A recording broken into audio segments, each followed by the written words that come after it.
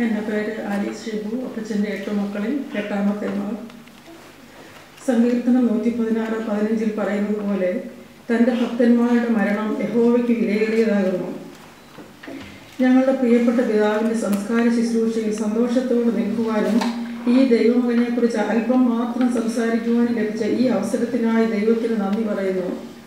91 വർഷത്തെ അപ്പച്ചൻ്റെ ജീവിതത്തിൽ 64 വയസ്സുവരെ കേരളത്തിൽ, പ്രധാനമായി പത്തനാപുരത്തും, ശേഷം 27 വർഷം ഓസ്ട്രേലിയയിൽ മക്കളും കുടുംബവുമായി കഴിയുകയായിരുന്നു.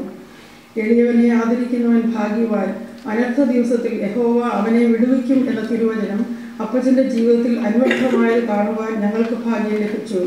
മറ്റുള്ളവരെ കരുതുന്ന മനോഭാവം അപ്പച്ചനിൽ എപ്പോഴും ഉണ്ടായിരുന്നു.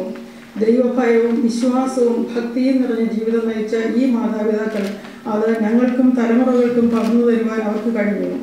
അതിനാൽ തന്നെ ദൈവം ദീർഘായുസ്സിനാൽ അവരെ അനുഗ്രഹിച്ച് മക്കളെയും മക്കളുടെ മക്കളെയും അങ്ങനെ 4 തലമുറകളെ കാണുവാൻ ദൈവം അവർക്ക് ഭാഗ്യം കൊടുത്തു.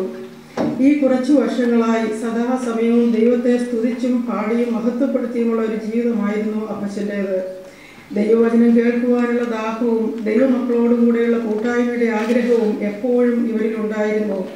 സഭാഭേദമന്യേ അനേക ദൈവമക്കളുടെ കൂട്ടായ്മ അവർക്ക് പുതുബലവും ശക്തിയും പകരുകയും കർത്താവിൽ അന്ത്യം വരെ നിലനിൽക്കാൻ ഇടയാക്കുകയും ചെയ്തു. അതിരാവിലെ എഴുന്നേറ്റ് ദൈവസന്നിധിയിലിരുന്ന് ദൈവത്തിൽ ദിവസം തുടങ്ങി അപ്രകാരം തന്നെ ദിവസം അവസാനിപ്പിക്കുന്ന ഒരു പതിവ് ഇവരിൽ എന്നും കണ്ടിരുന്നു. പല പ്രാവശ്യം ആശുപത്രിയിൽ അഡ്മിറ്റായിരുന്നപ്പോഴും ആ രോഗക്കിടക്കയിലും ദൈവത്തെ പാടി സ്തുതിക്കുന്ന അനുഭവം അപ്പച്ചനിലുണ്ടായിരുന്നു. കഴിഞ്ഞ ദിവസം നമ്മുടെ പ്രിയ മാത്യൂസ് അച്ഛൻ പറഞ്ഞതുപോലെ വീട്ടിൽ ആര് വന്നാലും പ്രാർത്ഥിച്ചിട്ട് പോയെന്ന് അപേക്ഷിക്കുന്ന ഒരു രീതി അപ്പച്ചനിലുണ്ടായിരുന്നു.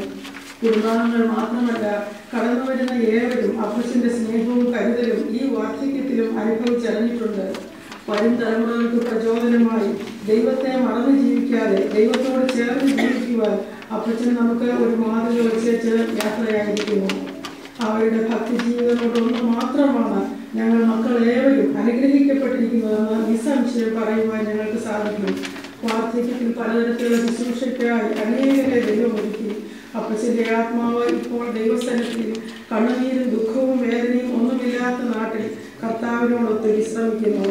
തൻ്റെ സകല പാപങ്ങളും യേശു ക്രിസ്തു കുരിശിൽ കഴിഞ്ഞ രക്തത്തിനാൽ കഴുകപ്പെട്ടു എന്ന ഉറപ്പുള്ളവനായിട്ട് ഈ ലോകം വിട്ടു പിരിയുവാൻ അപ്പച്ചന് കഴിഞ്ഞു. അതിനായി ദൈവത്തെ സ്തുതിക്കുന്നു.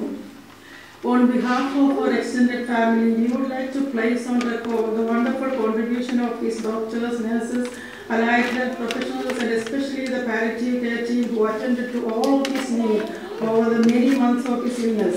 We want to thank Action, church members, pastors, and all the dear friends who are attending this service to honor the memory of our dear Apostle.